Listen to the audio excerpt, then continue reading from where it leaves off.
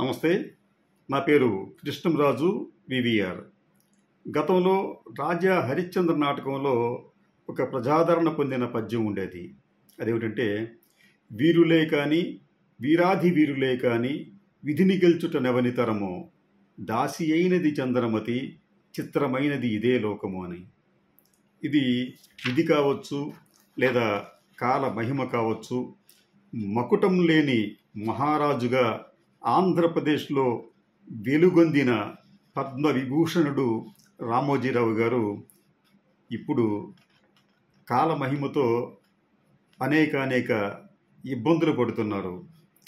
CID విచారణకు వెళ్ళినప్పుడు ఆయన అనారోగ్యంతో మంచం మీద ఉన్నప్పుడు కూడా నేనెప్పుడు ఇటువంటి చిరాకు పడలేదు, నా దగ్గరికి ఏసీఐడి ఎవరూ రాలేదు, బహుశా కాలమహిమో జగన్మహిమో కావచ్చు అని అనిపించేంత స్థాయికి జగన్మోహన్ రెడ్డి ఎదిగితే మంచం మీద పడుకొని నిర్వేదంగా మాట్లాడే దుస్థితికి రామోజీరావు గారు దిగజారారు అని అనిపిస్తుంది. దీనికి తగ్గట్టుగా ఇటీవల సుప్రీంకోర్టు కూడా మార్గదర్శి ఫైనాన్షియర్స్ పేరిట వసూలు చేసిన డిపాజిట్ల విషయమై రామోజీరావు గారికి ప్రతికూలమైన ఆదేశాలు జారీ చేసింది. రామోజీ గారు సుమారు 2,600 కోట్ల రూపాయల డిపాజిట్లు అక్రమంగా సేకరించారని పార్లమెంట్ మాజీ సభ్యులు ఉండవల్లి అరుణ్ కుమార్ గారు ఎప్పటి నుంచో న్యాయ పోరాటం చేస్తున్నారు.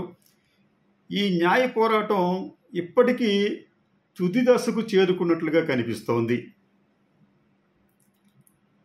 సుప్రీంకోర్టు చాలా స్పష్టంగా ఒక అంశాన్ని చెప్పింది. అదేమిటంటే, ఆ డిపాజిట్ల సేకరణ నిబంధనలకు విరుద్ధంగా జరిగింది, ఇంకా మీరు కొంతమందికి డిపాజిట్లు పే చేయలేదు, దానికి సంబంధించి మీరు ఒక పేపర్ నోటిఫికేషన్ ఇవ్వాలి, ఈ అంశాన్ని తెలంగాణ హైకోర్టులో తేల్చుకోవాలి అని చెప్పి సుప్రీంకోర్టు చెప్పింది. దీంతో వచ్చే 6 నెలల్లో బహుశా ఈ డిపాజిట్ల సేకరణకు సంబంధించి ఈ అంశం ఒక కొలిక్కి వచ్చే అవకాశం ఉంటే ఉండవచ్చు. అయితే అక్కడితోనే రామోజీరావు గారికి సంబంధించి ఈ కేసు సమసిపోయినట్లుగా కాదు. నిజానికి ఈ మార్గదర్శి ఫైనాన్షియర్స్ డిపాజిట్ల కేసు నిజానికి రామోజీరావు గారిని పెద్దగా ఇబ్బంది పెట్టే కేసు అయితే కాదు. అది ప్రూవ్ అయితే ఆయనకు 2 సంవత్సరాల జైలు శిక్ష, లేకపోతే ఆయన ఎంత వసూలు చేశారో అంతకు రెట్టింపు అమౌంట్ ఫైన్గా న్యాయస్థానాలు విధించవచ్చు, విధించకపోవచ్చు కూడా. అయితే ఇక్కడ రామోజీరావు గారికి భవిష్యత్తులో ఎదురు కాబోయే ఇబ్బందులు ఏమిటంటే, సిఐడి ఆయన మీద మార్గదర్శి సంస్థ మీద పెట్టిన కేసులు చాలా బలంగా ఉన్నాయి. వాటి నుంచి రామోజీరావు గారు తప్పించుకోవటం కష్టసాధ్యమైన పనిగా బహుశా అది మారవచ్చేమనిపిస్తుంది. ఎందుకంటే 2022 నవంబర్లో సిఐడి పెట్టిన కేసుల్లో ప్రధానమైనవి మనీ లాండరింగ్ కేసు, అంటే హవాలా కేసు. ఇది ఈడీ కూడా దీంట్లో ఎంటర్ అయితే రామోజీరావు గారు చాలా ఇబ్బందులు ఎదుర్కోవాల్సి వస్తుంది. ఈ ఈడీ కేసుల్లోనే ప్రస్తుతం అనేక మంది చాలా బలమైన నాయకులు కూడా జైళ్లలో అనేక నెలల పాటు కాలం గడపాల్సి వస్తుంది. మీకు కేజ్రీవాల్ గారు కావచ్చు, లేకపోతే ఇప్పుడు తాజాగా కవిత గారు కావచ్చు, మనీష్ సిసోడియా గారు కావచ్చు, వీరందరూ కూడా మనీ లాండరింగ్ కేసుల్లోనే జైల్లో ఉన్నారు. అటువంటి కేసు ఈ సిఐడి రామోజీరావు గారి మీద కూడా పెట్టింది. ఇంతేకాకుండా డిపాజిటర్ల నిధుల మళ్లింపు, కార్పొరేట్ మోసాలు, అజ్ఞాత ఖాతాదారులకు సహాయపడటం, బినామీ లావాదేవీలు, పన్ను ఎగవేత, ఇవన్నీ కూడా రామోజీరావు గారికి ఇబ్బంది కలిగించే అంశాలే. సిబిఐ ఒకవేళ భవిష్యత్తులో తిరిగి జగన్మోహన్ రెడ్డి అధికారంలోకి వస్తే ఖచ్చితంగా ఈ కేసులన్నిటి మీద కూడా విచారణ జరగడం ఖాయం. ఇదే జరిగితే ఏమవుతుందంటే, రామోజీరావు గారి మీద పెట్టిన సెక్షన్లో కొన్ని 420 చీటింగ్ కేసు, అది ప్రూవ్ అయితే 7 ఏళ్ల జైలు శిక్ష పడుతుంది ఆయనకి.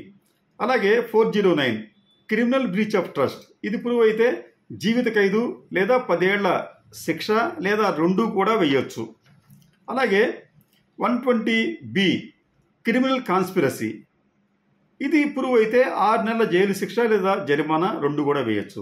అలాగే 477 అంటే 477A ఫాల్సిఫికేషన్ ఆఫ్ అకౌంట్స్ని తారుమారు చేయటం, ఇది ఐపీసీ సెక్షన్ కింద ఆయనకు ప్రూవ్ అయితే 7 ఏళ్ల జైలు శిక్ష జరిమానా పడుతుంది. Section 5 of the Andhra Pradesh protection of depositors and financial establishment act 1999, ఇది ప్రూవ్ అయితే జరిమానా పడుతుంది పెద్ద మొత్తంలో. Section 76 and section 79 of the chit fund act 1982, ఈ చట్టం దీని కింద ఆయన మీద పెట్టిన కేసు ప్రూవ్ అయితే ఆయన ఆస్తులను స్వాధీనం చేసుకోవచ్చు. ఇప్పటికే సిఐడి చాలా ఆస్తుల్ని అటాచ్ చేసింది ఆయనకు సంబంధించి. భవిష్యత్తులో చూస్తూ ఉంటుంటే రామోజీరావు గారికి నిజంగా చాలా ఇబ్బందుల్లోనే ఆయన ఉన్నట్లుగా కనిపిస్తోంది. ఈ అవసాన దశలో ఆయన ఎందుకు ఇటువంటి ఇబ్బందులు పడాల్సి వస్తుంది అని కూడా ఒకసారి మనం గమనిస్తే బహుశా అది రామోజీరావు గారు ఎవరిని లెక్క చేయలేని తనం ఒకటి ఆయన ఆకలింపు చేసుకున్నారు. పద్మవిభూషణ్ లాంటి ఒక అత్యున్నత పౌర పురస్కారాన్ని పొందిన తర్వాత కూడా ఆయనలో మార్పు రాలేదు. ఒకవైపు మార్గదర్శి ఫైనాన్షియర్స్ కేసు ఇంకా పూర్తిగా కొలిక్కి రాలేదు. అక్కడ 2600 కోట్ల రూపాయలు ఆయన డిపాజిట్లు వసూలు చేసినప్పటికీ ఆ తర్వాత కూడా ఆయన నిబంధనలకు విరుద్ధంగా మరో 2000 కోట్ల రూపాయలు డిపాజిట్లుగా సేకరించారనేది సిఐడి అభియోగం. అయితే రామోజీరావు గారు నిన్న మొన్నటి వరకు ఏమి చెప్పారు అంటే, ఆయన చెప్పింది ఏమిటంటే అసలు ఈ చట్టాలేవి నాకు వర్తించవు, అంటే ఆర్బీఐ యాక్ట్ కానీ చిట్ ఫండ్ యాక్ట్ కానీ ఇంకోటి కానీ నాకు వర్తించవు, నేను డిపాజిట్లు తీసుకోవచ్చు. ఎందుకంటే ఆయన హిందూ అవిభక్త కుటుంబ ఒక చట్టం కింద ఆయన ఈ డిపాజిట్లు తీసుకున్నారు. ఇవి ఇట్లా తీసుకుంటే ఆర్బీఐ మా దాంట్లో జోక్యం చేసుకోదు అనేది ఆయన వాదన. ఇటువంటి వాదనతోనే ఆయన దాదాపు 20 సంవత్సరాలు పైగా నిరాటంకంగా డిపాజిట్లు వసూలు చేశారు. అయితే డిపాజిట్లు వసూలు చేయడం ఒకటి, ఈ డిపాజిట్లు మళ్లించడం ఒకటి ఇతర మా సంస్థలకి వాటికి. ఈ మార్గదర్శి ఫైనాన్షియల్స్ దగ్గర నుంచి తీసుకున్న ఈ డిపాజిట్లో ఒక ఆసక్తికరమైన విషయం ఏంటంటే 2007 ఏప్రిల్ 26వ తేదీన ఆంధ్రప్రదేశ్ హైకోర్టులో దీని మీద వాదోపవాదాలు జరుగుతున్నప్పుడు మార్గదర్శి తరపున వాదించిన కేటీఎస్ తులసి అనే అడ్వకేట్ గారు చాలా స్పష్టంగా అవును మేము డిపాజిట్లు తీసుకున్నాము, అయితే వీటిని మేము మా మీడియా సంస్థకే మళ్లించాము, దానివల్ల మీకు వచ్చిన ఇబ్బంది ఏమిటి అని చెప్పినప్పుడు కూడా ఎవరు దాన్ని అబ్జెక్షన్ చెప్పలేదు. ఆ వాదనని విచిత్రంగా హైకోర్టు కూడా ఆమోదించింది. రిజర్వ్ బ్యాంక్ ఆఫ్ ఇండియాకి దీంతో సంబంధం లేనట్టుగా అది మిన్నకుండిపోయింది.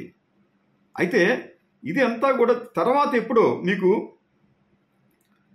ఆర్బీఐ ఈ 2024 ఫిబ్రవరి 20న సుప్రీంకోర్టుకి ఇచ్చిన ఒక అఫిడవిట్లో అప్పుడు చెప్పింది హిందూ అవిభాజ్య చట్టం కింద రామోజీరావు గారు డిపాజిట్లు సేకరించడం విరుద్ధం అని చెప్పింది. ఇక్కడ 2007లోనేమో మేము డిపాజిట్లు తీసుకుంటున్నాము, దాన్ని మళ్లించామని చెప్పి ధైర్యంగా మార్గదర్శి హైకోర్టులో చెబితే ఆర్బీఐ పట్టించుకోలేదు. చివరికి పరిస్థితులు మారిన కారణంగా ఏమో కానీ 2024 ఫిబ్రవరి 20వ తేదీన మాత్రమే ఆర్బీఐ అంగీకరించింది అవును రామోజీరావు గారు ఇట్లా డిపాజిట్లు సేకరించడం తప్పు అని చెప్పి. ఈలోగా ఆయన వేలాది కోట్ల రూపాయల డిపాజిట్లు నిర్భయంగా వసూలు చేశారు, దానిని మళ్లించారు. ఆ మళ్లింపు దగ్గరే సమస్య వస్తుంది. ఎందుకంటే చిట్ ఫండ్ యాక్ట్ ప్రకారం చిట్ ఫండ్ డబ్బులను ఒక్క పైసా కూడా ఇతర సంస్థలకు వ్యక్తులకు బదలాయించకూడదు. కానీ రామోజీరావు గారు ఆ ధనంలో కొంత మొత్తాన్ని ఎప్పుడు వాలటైల్గా ఉండే స్టాక్ మార్కెట్లో మ్యూచువల్ ఫండ్స్లో పెట్టుబడి పెట్టారు ఆయన. మ్యూచువల్ ఫండ్స్ అనేది స్టాక్ మార్కెట్ అనేది ఒకసారి పెరగచ్చు, ఒకసారి తగ్గచ్చు. ఈ మదుపర్ల డబ్బులు తీసుకువెళ్ళి అక్కడ డిపాజిట్ చేయడం వలన ఒకవేళ స్టాక్ మార్కెట్ కుప్పగొలితే ఈ డిపాజిట్దారులందరికీ కూడా నష్టం కలిగే ప్రమాదం ఉంటుంది. అయితే దానికి ఏమంటారంటే మీకెందుకు బాధ, నేను చూసుకుంటాను కదా అని చెప్పి రామోజీరావు గారు అనొచ్చు. కానీ చట్టాలు మాత్రం అందుకు అంగీకరించవు. అటువంటి మళ్లింపులేమీ చెయ్యకూడదు అని ఈ చట్టాలు చెప్తున్నప్పటికీ కూడా రామోజీరావు గారు అవేమీ ఖాతరు చేయటం లేదు, ఇప్పటిదాకా చేయలేదు ఆయన. అది కూడా జగన్మోహన్ రెడ్డి గారు వచ్చిన తర్వాత మాత్రమే ఆయనలో కొంత మార్పు వచ్చింది.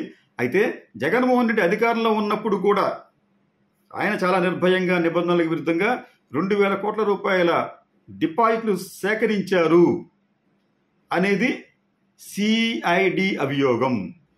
అంటే రామోజీరావు గారు ఒక టవరింగ్ పర్సనాలిటీ. ఆయన ఎవరు ఏమి చేయలేరు. అమిత్ షా, కేంద్ర హోంశాఖ మంత్రి అమిత్ షా లాంటి వారే రామోజీ ఇంటికి వెళ్ళి ఆయన దర్శనం చేసుకునే పరిస్థితి ఉంది. కాబట్టి అటువంటి వ్యక్తి ఏమైనా చేయగలుగుతాడు, చేస్తాడనే భావన సర్వత్రా ఒక వ్యాపించి ఉంది. దానికి ఇప్పుడు ప్రతికూల పరిస్థితులు ఆయనకు ఎదురవుతున్నాయి. ఇప్పటికైనా ఆయన తన వ్యాపార లావాదేవీలను నిబంధనలకు అనుకూలంగా చేసుకుంటే ఆయనకు మంచిది, అలాగే దేశానికి కూడా మంచిది. ఎందుకు దేశం అని చెప్పి చెప్పాల్సి వస్తుందంటే ఆయన దేశంలో 2వ అత్యున్నత పౌర పురస్కారం పద్మవిభూషణ్ దానిని తీసుకున్న వ్యక్తి ఆయన. కాబట్టి దానిని దృష్టిలో పెట్టుకునైనా కానీ ఆయన నీతిగా నిజాయితీగా ఉండాలి.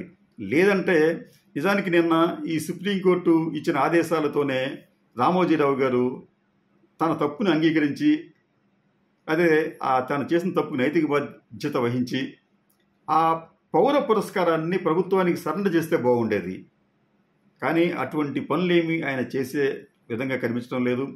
ఇంకా కూడా ఆయన భవిష్యత్తులో కోర్టుల్లో తన న్యాయవాదుల ద్వారా అడ్డగోలుగా వాదనలు వినిపించి తనను తాను కాపాడుకునే ప్రయత్నం చేయవచ్చు.